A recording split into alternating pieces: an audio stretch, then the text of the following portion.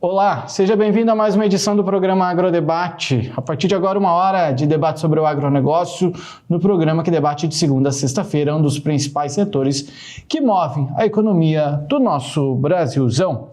Entre os destaques do programa dessa sexta-feira, dia 7, a gente fala de COP30, já que hoje foi dia de encontro já de lideranças lá em Belém, e uma iniciativa da COP29 e da COP30 estima um investimento para mudanças climáticas de 1 trilhão e 300 milhões de dólares por ano. Será que isso pode ser uma realidade? Não sei.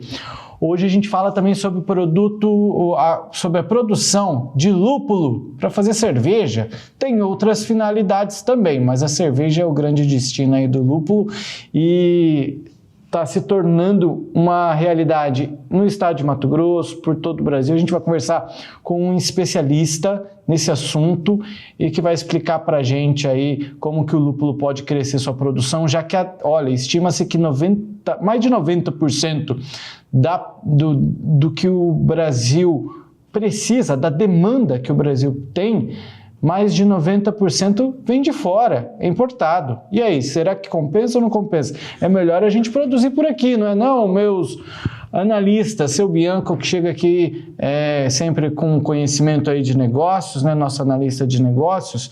Primeiro com o senhor, pode ser uma vantagem, será, a gente produzir, deixar de comprar de fora? Aquele velho assunto nosso, deixa de comprar de fora para produzir aqui, gerar empregos, etc. É melhor nesse sentido?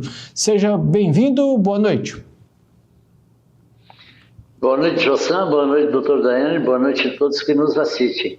É uma ideia espetacular, você produzir tudo aquilo que você consome, você gera renda, gera riqueza dentro da tua casa, dentro do teu país. Então, no meu entender, isso é uma maneira espetacular e temos que ser autossuficientes se nós não pudermos ser em todas as matérias-primas nossas, mas pelo menos na maioria nós devemos ser. Daiane Kirnev, nossa analista de agronegócio. Suas críticas a respeito das mudanças climáticas sempre são muito pontuais aqui, né? E tem um plano aí entre os anfitriões da COP29 e da COP30 de 1 trilhão e 300 milhões de dólares por ano. Será que a gente consegue isso para as mudanças climáticas? Seja bem-vinda, boa noite. Bianco. Estava justamente pensando sobre isso e você veio com a pergunta certa.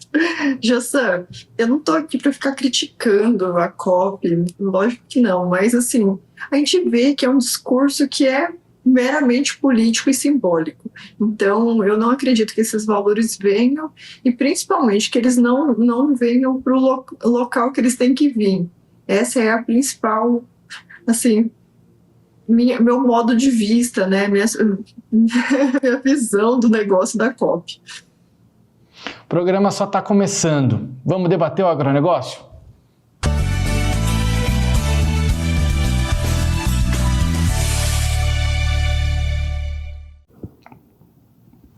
Bom, amigos e amigas, o nosso primeiro assunto é essas presidências da COP29 e COP30 que anunciaram um plano lindo, maravilhoso, para mobilizar 1 trilhão e 300 milhões de dólares por ano para financiamento climático. Eu acho isso maravilhoso, na tese. Mas a gente tem aí o exemplo prático agora. Os Estados Unidos já falou que não traz representante, pelo menos não de alto escalão. Se vier, vai vir ali, os povinhos que não vai fazer diferença. China não vai trazer representante de alto escalão, o presidente não vem. Então a gente está falando assim de interessados como o Brasil e outros e de fato se mobilizando. Seu Bianco, a gente está falando de 1 trilhão e 300 milhões de dólares por ano. A gente, assim, eu não consigo imaginar essa quantidade, mas quando a gente fala, eu queria saber, na sua opinião, na sua análise, isso é tangível? É possível? Já que a gente está tendo claro aí que as maiores potências mundiais, como eu citei, Estados Unidos e China, já não vêm, ou seja, não estão mostrando interesse. E são eles que, na minha visão, poderiam entregar um pouco mais financeiramente. E se eles não estão presentes, sobra para os menores. Isso é tangível? Jussá, eles não vêm porque eles têm medo e eles precisam pagar para a população brasileira essa preservação que nós temos. Talvez não seja esse valor de 1 trilhão, porque a gente também não sabe, nem não consegue quase nem mensurar. Mas vamos detalhar isso. O que é que eles vêm fazer aqui, o que eles mandam os técnicos fazerem aqui? Eles dizem aqui, nós vamos emprestar um dinheiro para vocês cuidar da floresta, e daí nós temos que pagar juros para ele. É a mesma coisa que você ter um imóvel e querer alugar o imóvel para alguém, tendo a necessidade do aluguel, e daí dizer o seguinte, não, eu vou morar lá dentro da tua casa, vou te emprestar um dinheiro, que seria para você manter teu imóvel, e você me paga juros e eu não te pago nada do aluguel.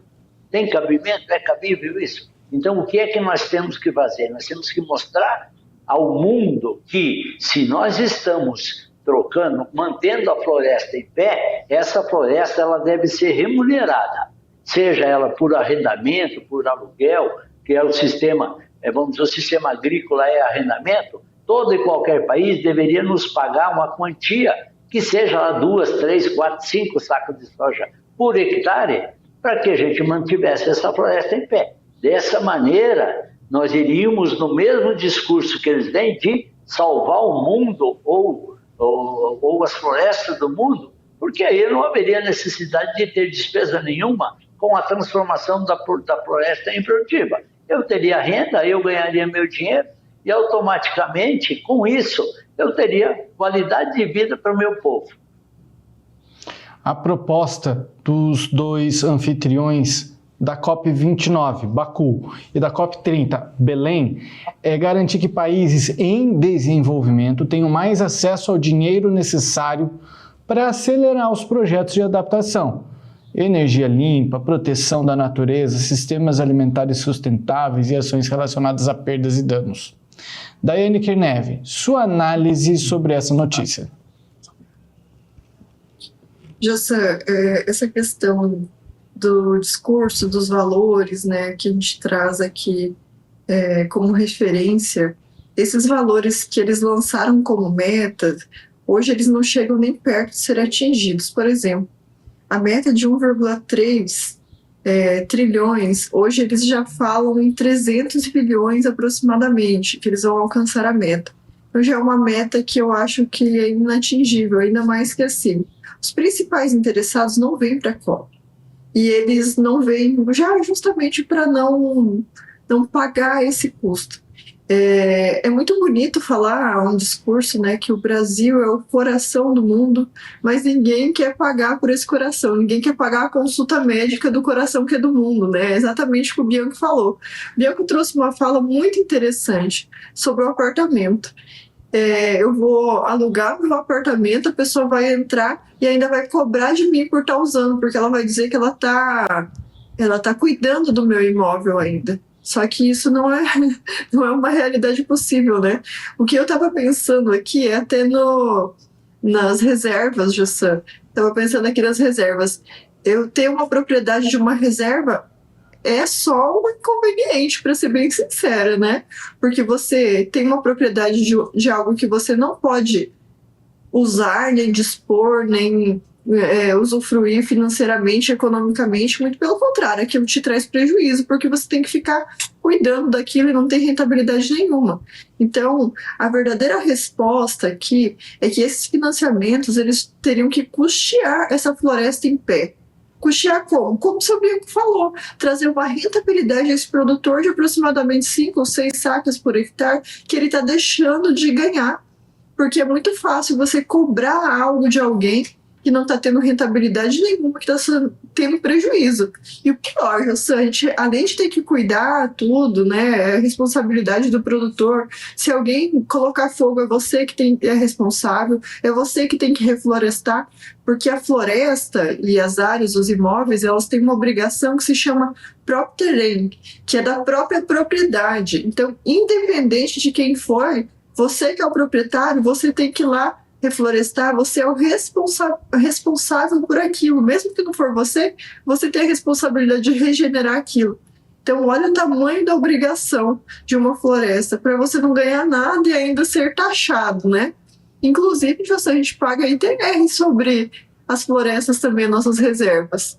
Então, a gente paga imposto, tem que preservar. Vamos ser bem sinceros, uma reserva numa propriedade é uma bucha. É uma bucha, sinceramente, né?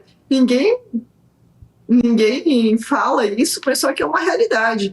Aí agora, trazer algo que seja eficiente é trazer financiamento, não. Trazer recompensação.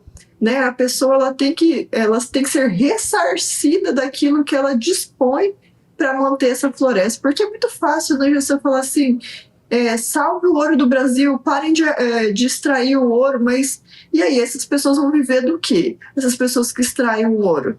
E eu que tenho essa floresta que não posso utilizar, eu vou viver do quê? Se eu tenho que ficar preservando, se eu tenho que ficar investindo naquilo e nunca tenho um retorno, aí é fácil vir falar de clima aqui quando eu não tenho que fazer nada e só cobro para os outros, né? Que são os produtores, os pecuaristas que estão pagando essa conta, que não somos nós que inventamos, mas que acaba sobrando para o nosso bolso. E a partir de semana que vem, portanto, começa a COP30 e a gente aqui, o Agrodebate, estará de olho em todas as informações que circundarão este evento que deve trazer aí, né, mais de 190 nações até o nosso país. A gente continua de olho e na segunda-feira a gente volta com essas informações. A gente vai fazer um intervalo comercial e daqui a pouco a gente volta para falar de lúpulo. A entrevista vai ser bem interessante, a gente faz um intervalo rápido e na volta uma entrevista com um especialista em produção de lúpulo, que pode ser uma realidade para o estado de Mato Grosso também. O intervalo é rápido, a gente já volta.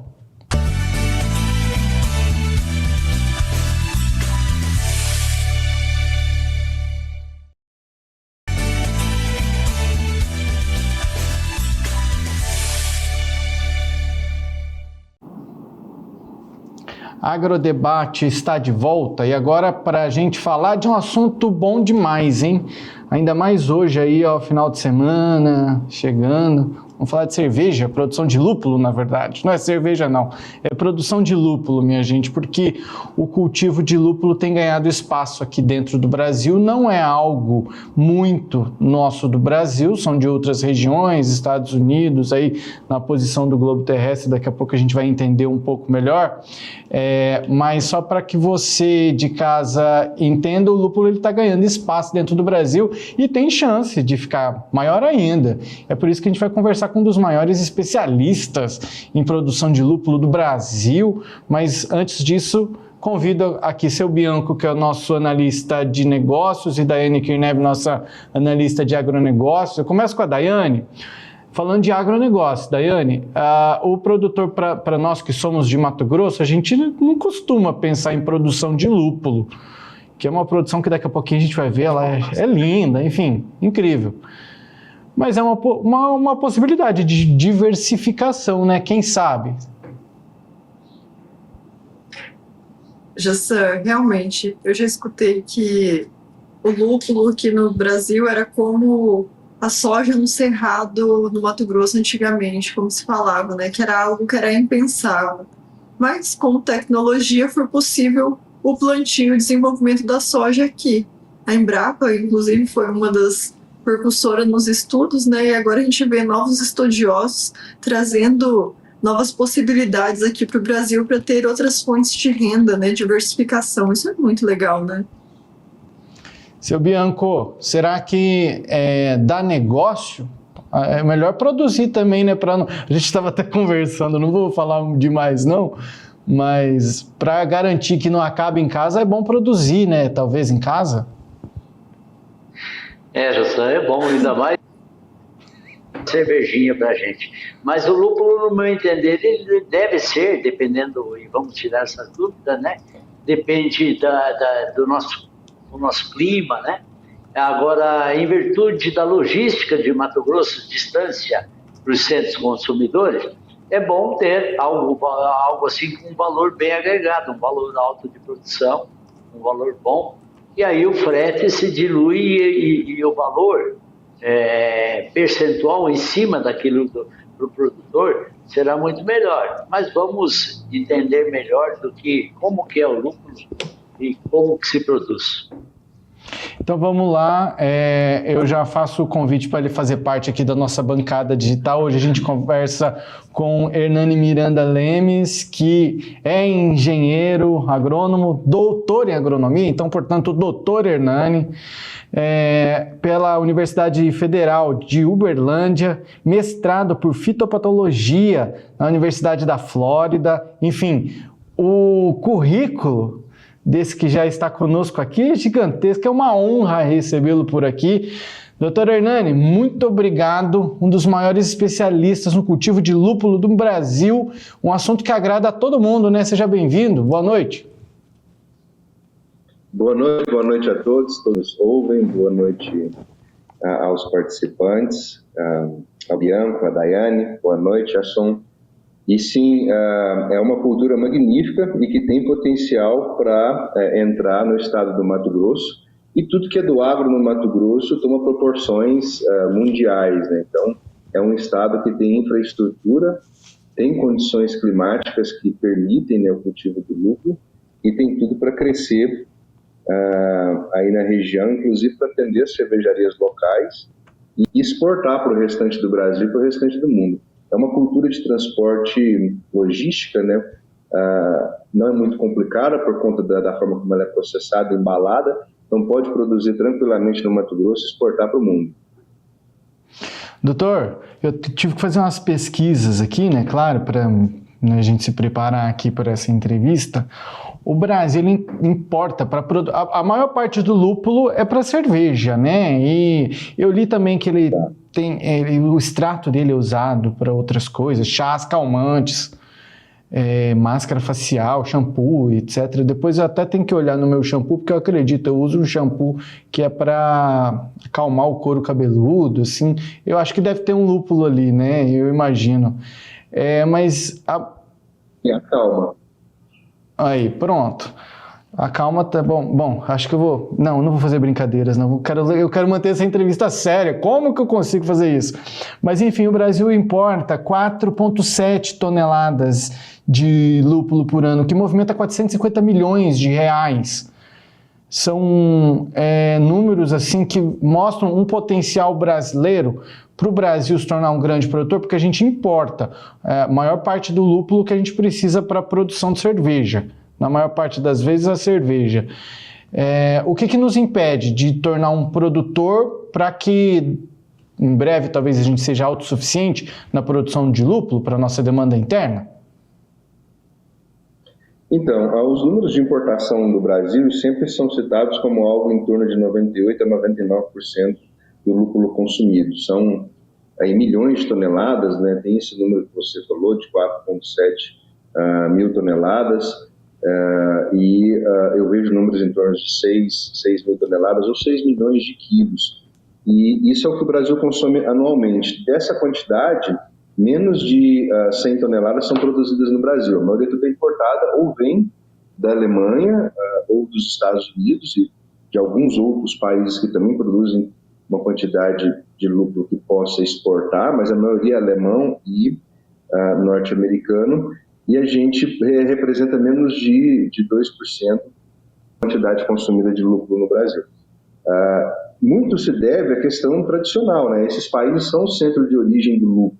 O lúpulo é do hemisfério norte, de regiões temperadas, a região ali do oeste europeu, aquele cinturão que atravessa toda a Europa e parte dos Estados Unidos.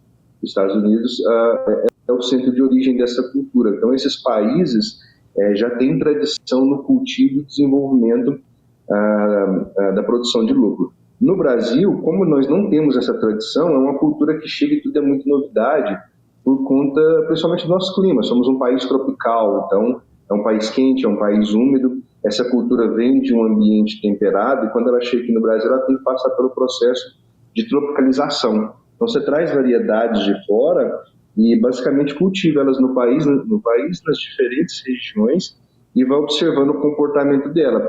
Uma vez que você consegue selecionar variedades que respondem bem ao nosso clima, né, essa interação clima-solo, o manejo que o produtor dá, você consegue ter materiais que vão ser produtivos aqui no Brasil. Hoje a gente tem aí uma gama relativamente grande de variedades que têm ampla aptidão, né? Você tem cultivos de lúpulo na Bahia, cultivos de lúpulo no Paraná, em Santa Catarina, então atravessando todo o estado em diferentes condições de clima. Então, é uma cultura que está sendo bem dispersa pelo país e o domínio técnico dela vem crescendo com o tempo. À medida que você entende como a planta vai responder, como tratar os problemas que vão surgir, pragas, doenças, não tem o que impede nós de produzirmos lúpulo. Até porque aqui no Brasil a gente consegue pelo menos 2 safras por ano. Na Alemanha, nos Estados Unidos, você tem uma safra e depois é o inverno. Então a gente já entra numa questão de competitividade de produção com as importações muito grande.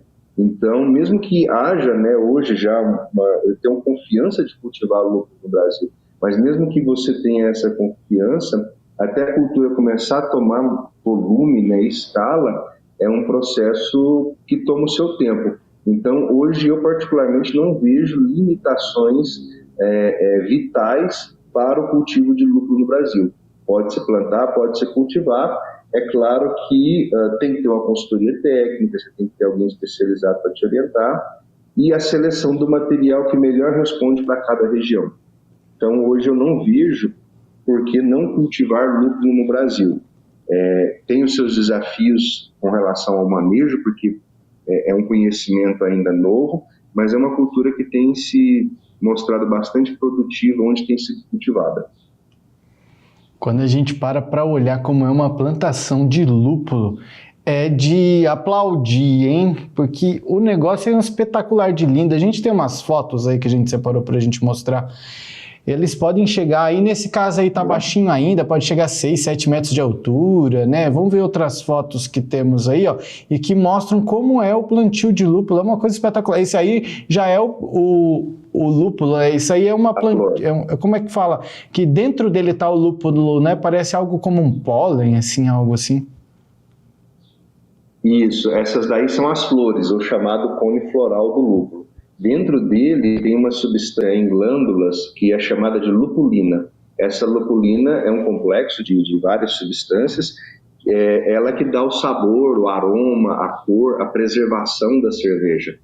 Então a lupulina presente dentro da flor do lúpulo é o material de interesse para a cervejaria.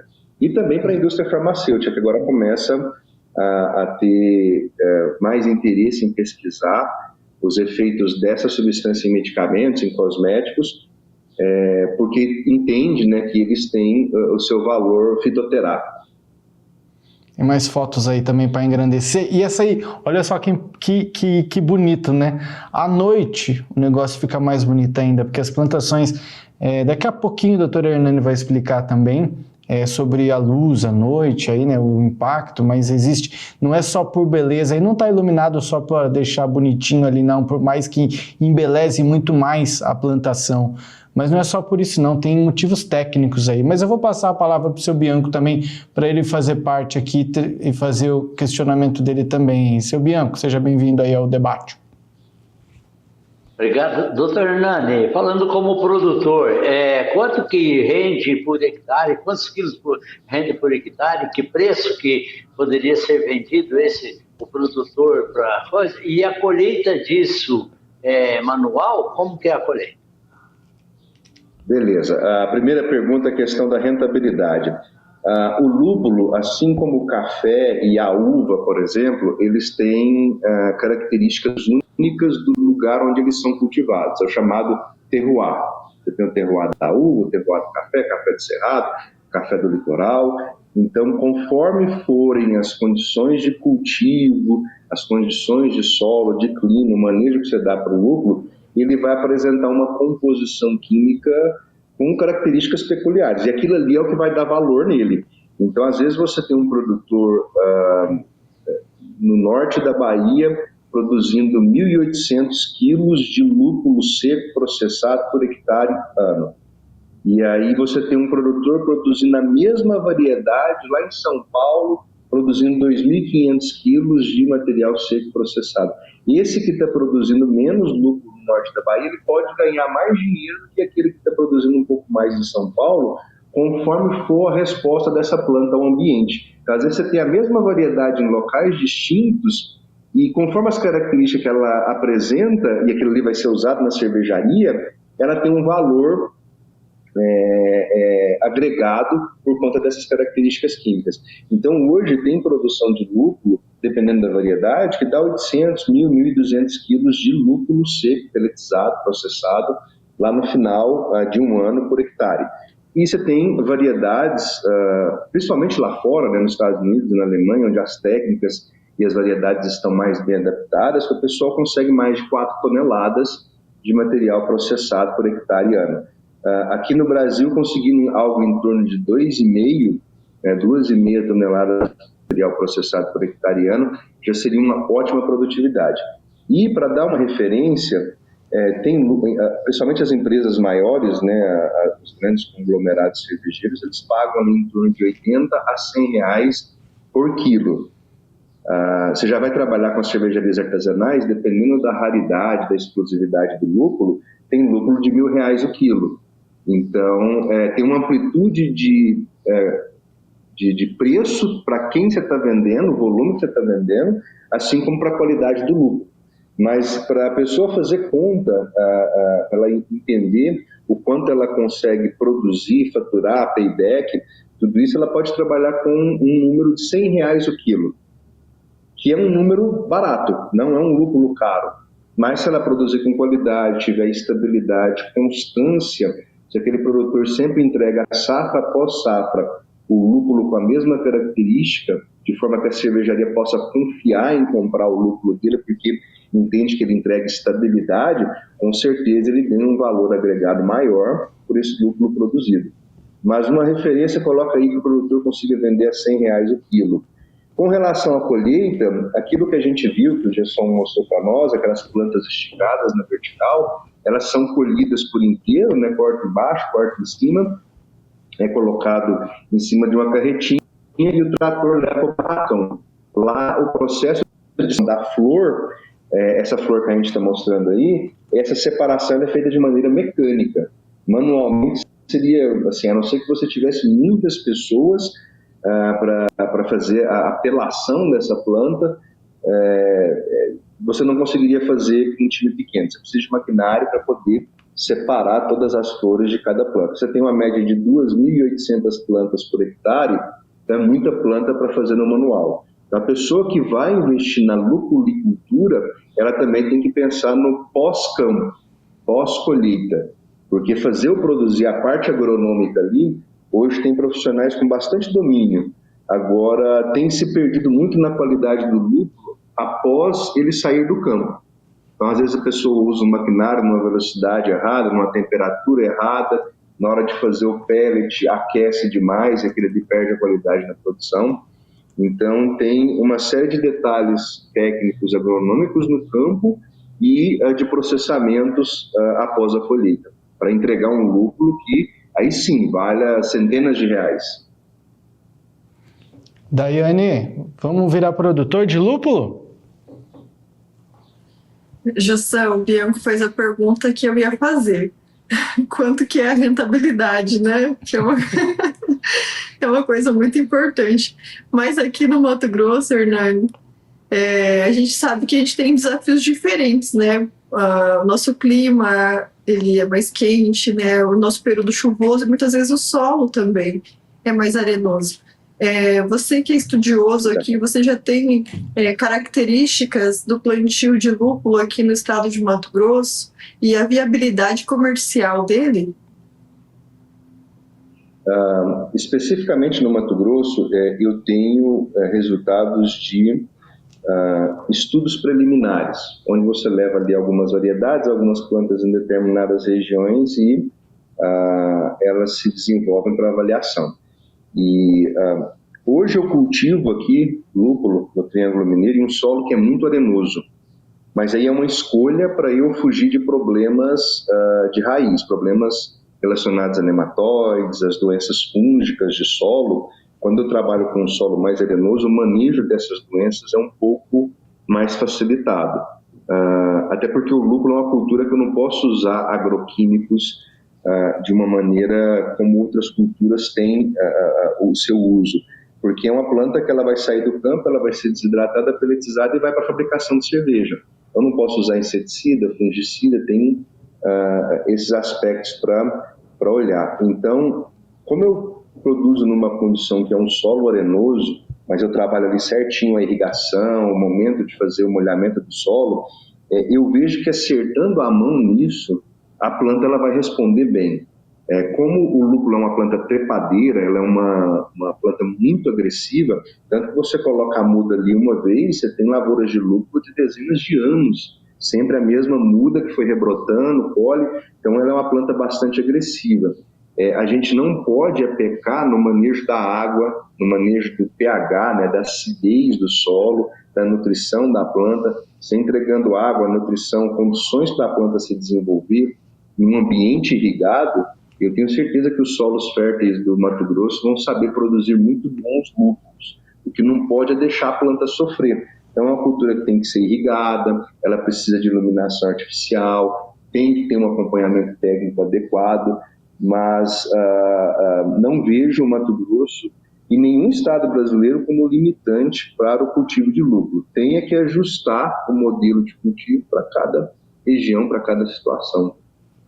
Então, quando a gente fala hoje, né, de rentabilidade, imaginando uma situação que o produtor produz ali 2 toneladas, né, 2.000 quilos de lúpulo por hectare ano. Se ele comercializar a R$100, ele tem ali um faturamento, né, de R$200 mil por hectare ano. Vamos imaginar que ele tem um custo de produção em torno de 40%. Então, tem aí uma rentabilidade de R$120 mil, né, por hectare por ano. Só que para chegar nessa rentabilidade, é uma muda sadia, é uma boa correção do solo, é um bom acompanhamento. Como são áreas pequenas, o produtor tem que sempre estar de olho, uma lagarta, um ácaro, uma doença que surgiu na área tem que ser eliminado. Cada planta que perde, ali 1 quilo, 1,5 quilo de lucro que é perdido. Então, são R$100, R$150 cada vez que você perde uma planta naquela safra. Então, tendo todo esse cuidado, é uma cultura de alta rentabilidade. E é uma cultura que paga, se você tiver ali na sua pequena área, um cultivo, um laudo de análise, exclusivas. Isso agrega valor. Você tem, às vezes, lúpulos muito caros por serem produzidos em condições muito específicas. Então, é uma cultura de boa rentabilidade. Tem um investimento elevado, mudas não são baratas, né? Você tem mudas aí variando de R$13 a R$20 a unidade, vai 2.800 mudas só para 1 hectare. Você tem mais a estrutura de sustentação, né? Poste, cabeamento e o barracão de pós-colheita. Então, exige um investimento inicial considerável, mas a rentabilidade é elevada e o payback geralmente é com menos de 4 anos.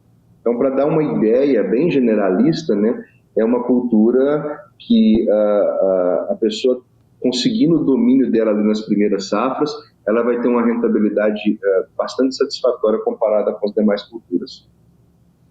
O senhor já está chegando num ponto que eu queria levar. Daiane, vai lá, a Daiane está falando lá. Pode falar, Daiane.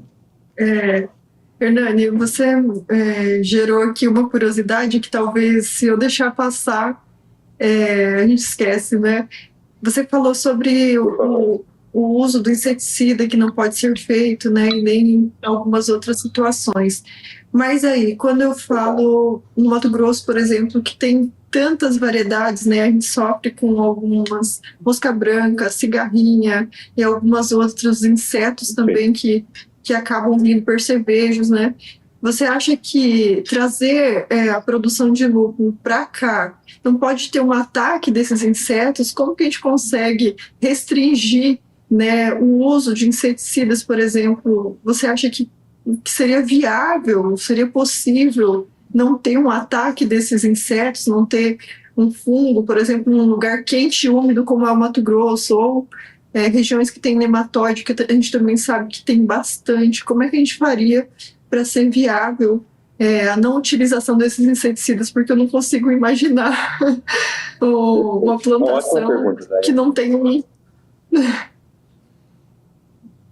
Com certeza, o lúpulo tem os seus problemas, né? Vez ou outra aparece uma lagarta comendo as folhas das nossas plantas, você tem um ácaro, tem algum besouro, né? Algum inseto ali incomodando a planta.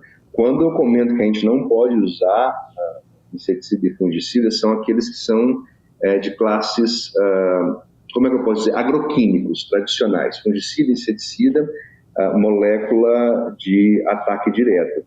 Mas a gente tem que usar alguma coisa para proteger a planta, porque como ela está ali no campo, né, tem insetos toda hora rodeando, tem formigas, você tem ácaros, tem lagartas, tem doenças que vêm, a gente acaba tendo que fazer uso de produtos de outras classes, como os biológicos.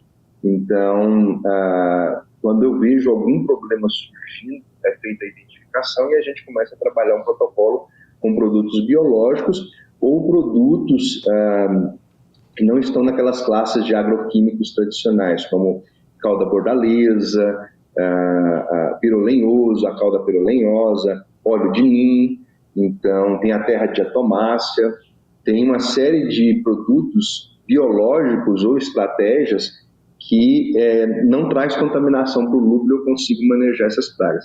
Mas essa situação ela traz também uma implicação, né? Como a gente não pode usar aqueles produtos de ação rápida, de efeito imediato, a gente tem que se valer do monitoramento. Então, quem planta lúpulo entende que tem que estar rodando as áreas de cultivo semanalmente. Viu um ponto, um foco de alguma infestação, tem que ser feita ali o manejo, a remoção e o combate localizado para manter sempre a lavoura sadia.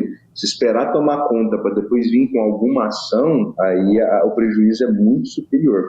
A gente faz uso sim de produtos de controle, mas são produtos de origem biológica, são produtos que não trazem contaminação final ali que possa ser prejudicial para o consumo humano. E o que eu costumo dizer, né, como fitopatologista, que a melhor maneira de controlar doenças é não deixar ela entrar.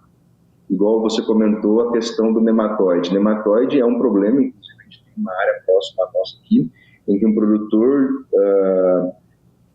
começou o cultivo de lúpulo, mas numa área muito próxima a cafezais. E aí nematóide como o meloidógeno, nematóide das galhas, do cafezal já está atacando o lupular dele. Então ali ele posicionou, mesmo que ele tinha muda sadia, mesmo que ele tinha boa nutrição, o lupular foi posicionado numa área que tinha uma pressão de nematóide muito grande.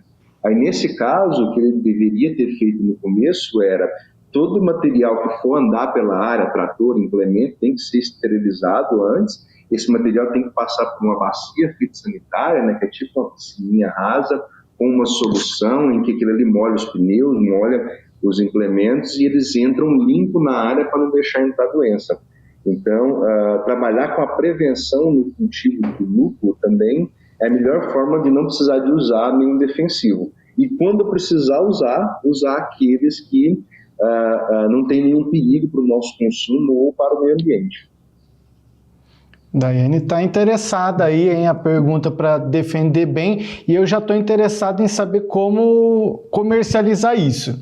Então vamos fazer uma sociedade aí, Daiane, já nós vamos conversar sobre isso.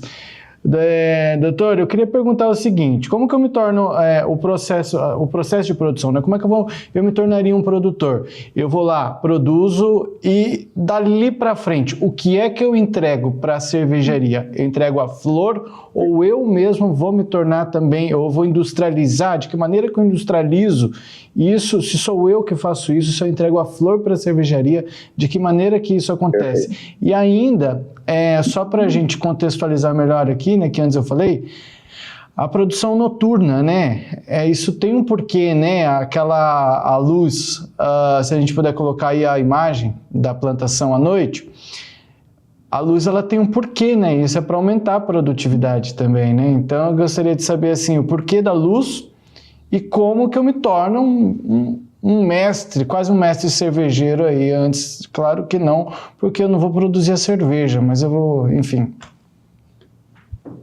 Perfeito. Essa luz que a gente vê nos lupulais, em algumas outras culturas, elas são para, assim, em outras palavras, enganar a planta, porque a planta ela regula o momento de ocorrência da florada dela, né, ela começa a soltar os pontos florais, no caso da planta de lúpulo, pelo comprimento de claridade do dia.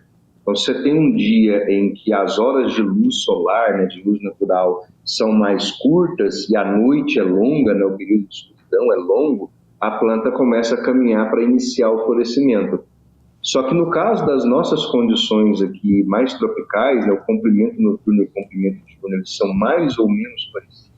Ao longo do ano, a gente está numa região tropical, a planta de lúpulo tem dificuldade de compreender, né, essas mudanças de estações só pela mudança da quantidade de horas-luz.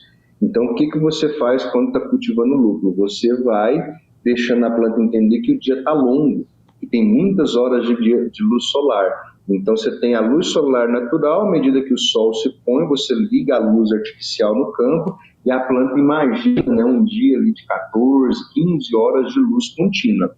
E nisso ela vai crescendo, ela vai subindo na vertical até chegar no teto, que é a altura ali da estrutura de sustentação, né, do parreiral dela, e aí você corta essa luz quando ela atingir a altura que é de interesse para você, para ela produzir mais. Quando você corta a luz e nos dias seguintes é só luz natural, não são menos horas de luz por dia, a planta entende que ela está chegando no inverno, e aí ela começa a florir.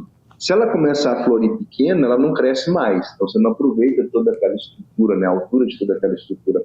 Agora, se ela florir quando ela estiver lá no alto, atingir o teto dela, ela vai florir por inteiro e você vai ter uma maior produtividade.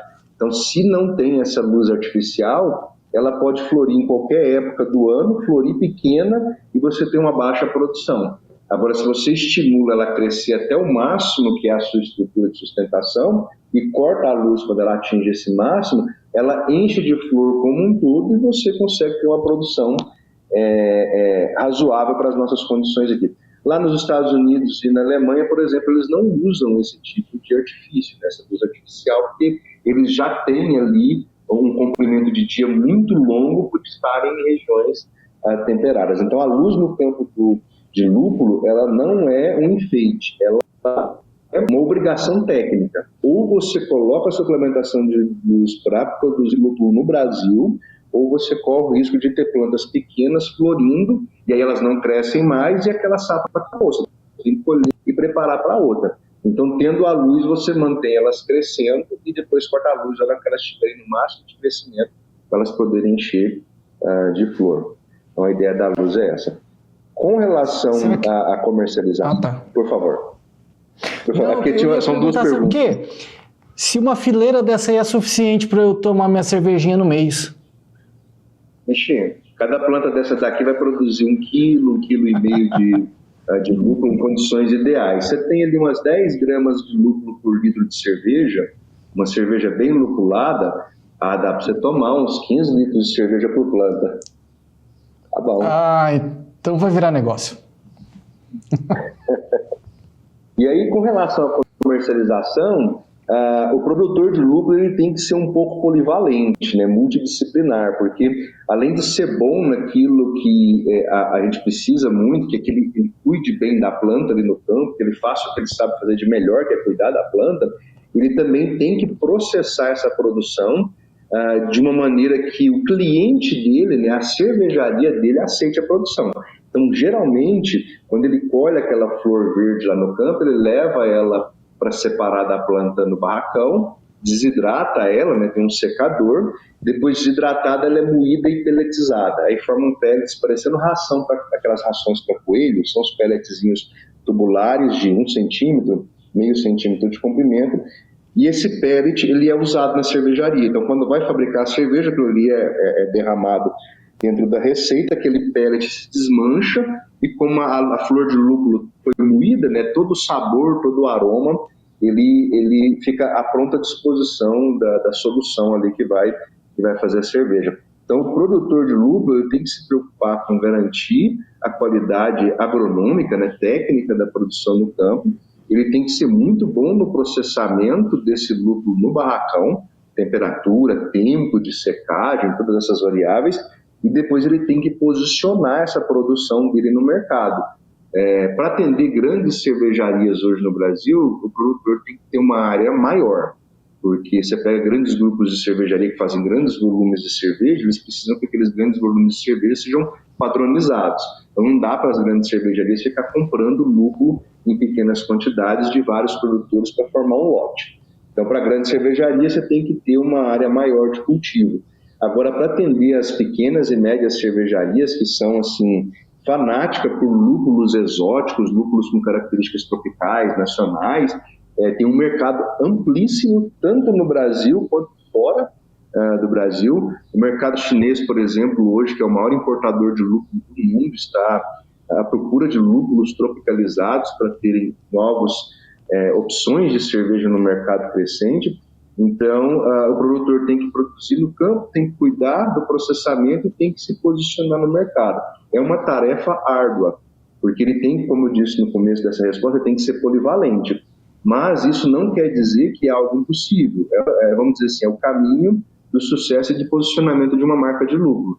Hoje, eu tenho um trabalho com o lúpulo que eu produzo e tenho uma ideia de, no futuro, também estar trabalhando com esse produtor como um agregado, por exemplo, ele ficar responsável por fazer aquilo que ele faz de melhor, que é cuidar da planta. E ele ter a compra da produção garantida e paga conforme laudo. Então, se tiver uma ótima qualidade, ele vai receber um ótimo valor. Então, tem nichos aí que podem ser explorados dentro do cultivo de lúpulo que pode facilitar ainda mais a vida do produtor de lúpulo. Ou, se ele quiser fazer carreira solo, ele tem que entender que ele tem que produzir bem, processar bem e se posicionar no mercado. Se ele conseguir fazer isso com um lúpulo de qualidade e estabilidade ao longo de várias safras, ele tem um oceano azul para navegar. Mercado interno é aquecido, mercado externo é aquecido. É uma questão de um posicionamento construtivo ao longo dos anos. Mas é viável, é um processo viável hoje cultivar e se posicionar como lupulicultor no Brasil. Conversamos com o Hernani Miranda Lemes, um dos maiores especialistas em lúpulo desse nosso Brasilzão. Vou passar os agradecimentos, deixar o meu para o final, seu Bianco. Beleza, eu tinha mais 1000 perguntas para me fazer para ele. Pode questionar, vamos para a última pergunta então. Vamos lá. Então, Mato Grosso tem um clima, você deve conhecer bem, que são 4 meses de seca, né? E depois disso temos chuvas abundantes em determinados períodos. Isso teria que ter, se eu fosse plantar lúpulo, teria que ser irrigado de toda e qualquer forma. E você estava citando aí que parece-me, não sei se eu entendi direito, que você ou algum grupo faz parcerias, vamos dizer, esse pessoal cede mudas e aí pode ser feito parcerias com produtores? Perfeito. Vou começar pela irrigação. O lúpulo, por ser uma cultura cara, é um investimento caro. As mudas são caras, a estrutura é cara, é barracão, é maquinário, investimentos mais consistentes comparados com áreas de outras culturas. Ter a irrigação é uma garantia, porque por mais que a gente tenha ali vários meses de chuva, se você pega um veranico de 10 dias que coincida com o momento de colheita do lúpulo, isso pode causar oxidação das substâncias ali na flor e você perder em qualidade. Então, ter o sistema de irrigação é uma garantia de que, se precisar, está lá. É melhor ter e não precisar do que precisar e não ter. Então, a irrigação para a lupulicultura, ela de gotejamento, né? É uma irrigação por gotejamento, ela é essencial. Então, mesmo que esteja numa região em que boa parte do ano está dentro de um período chuvoso, aquele período que não tiver chuva você vai precisar de irrigação, e mesmo dentro do período chuvoso pode ter um veranico que pode complicar a situação. E o bom do sistema de irrigação também é a questão da aplicação de fertilizantes, né? Você pode fazer fertilizantes via fertirrigação, tem no sistema de irrigação ali a distribuição desse fertilizante na área é inclusive mais uniforme. Você dissolveu na caixa ali, aquilo ali é bombeado para a área. Agora, com relação a outra pergunta sua era? Quem produz as mudas, eles fazem parceria? O teu áudio estava fechado, começa de novo. Perfeito. Bom. Quem produz parceria com mudas né? O que eu tinha comentado é que, como a gente já está dentro desse processo do cultivo do lúpulo, entendendo todo o mercado, toda a dinâmica, a gente viu também que não é um mercado para aventureiros, no sentido tipo, eu vou plantar lúpulo amanhã e vou ficar rico, porque pagam R$100 pelo quilo. Tem muitos detalhes, é um caminho que transita por várias áreas, né? A parte agronômica no campo, a parte química, física ali no processamento pós-colheita, o posicionamento do mercado. O cliente que compra lúpulo não é um cliente comum, porque ele sabe o que ele quer, então ele vai te pedir um laudo de análise, você tem que produzir ali segundo os padrões mais rigorosos possíveis para ter um produto regular de aceitação. Então a ideia é, a partir do ano que vem, a gente também posicionar uma opção para o produtor de lúpulo em que ele seja o cultivador da cultura. Ele faça o que ele entende de melhor, que é cuidar de planta. E nesse processo montar uma estrutura de pré-beneficiamento na propriedade dele, ou chegar lá, né, com uma estrutura embarcada em caminhões, truques, de fazer esse beneficiamento dele no momento da colheita, pagar conforme análise.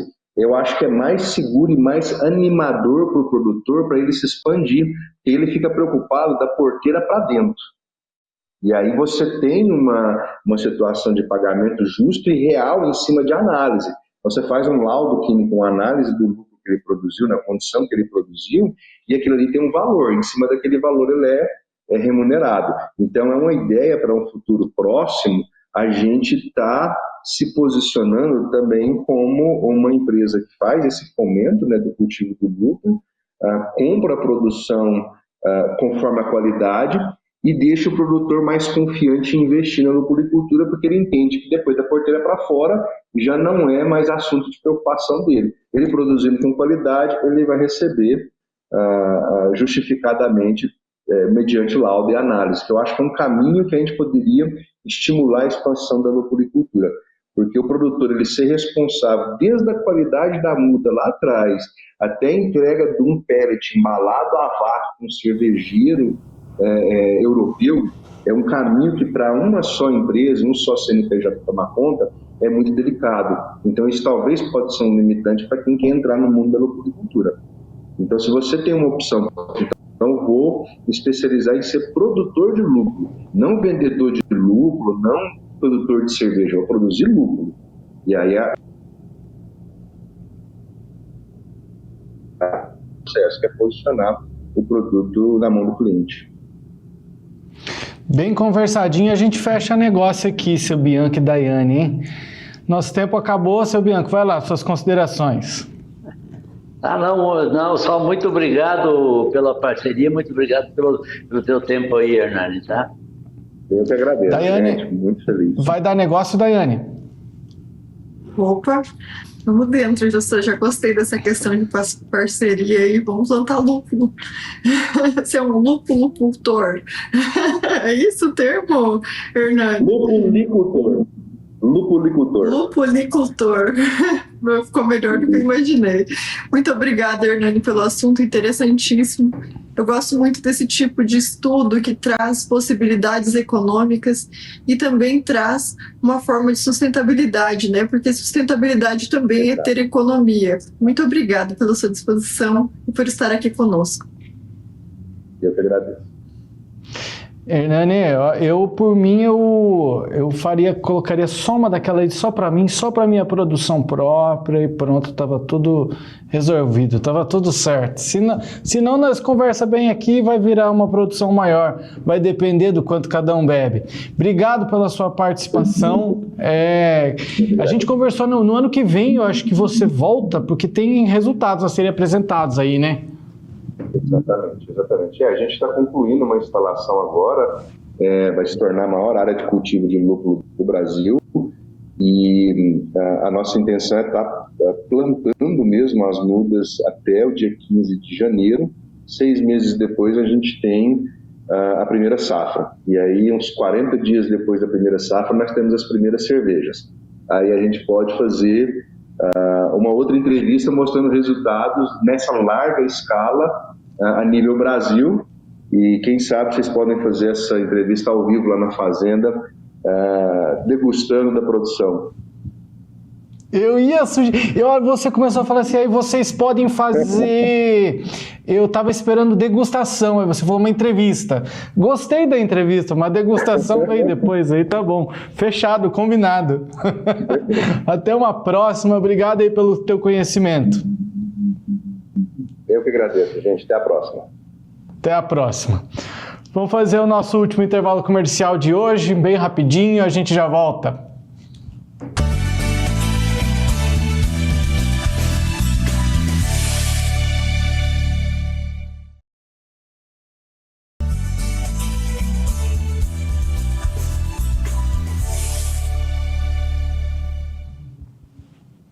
Agrodebate está de volta e agora eu acho que só para finalizar, porque o nosso tempo infelizmente acabou, eu já vou convidar os meus amigos, Daiane Kirnev e seu Bianco aqui para retornar, porque essa entrevista com o Dr. Hernani foi interessante. A gente não vai ter mais tempo para discutir mais assuntos, mas vamos ver sobre isso de produzir cerveja, hein? Obrigado pela participação, seu Bianco.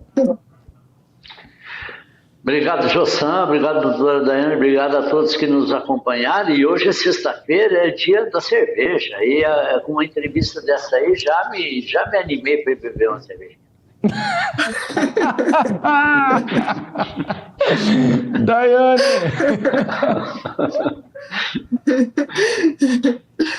Ai, seu Bianco, deu até sede, né?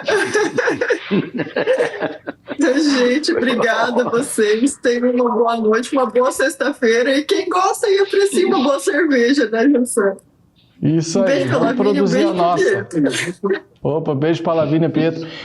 Vamos produzir a nossa para não ficar dependendo dos bares da vida por aí. Valeu, bom final de semana para vocês.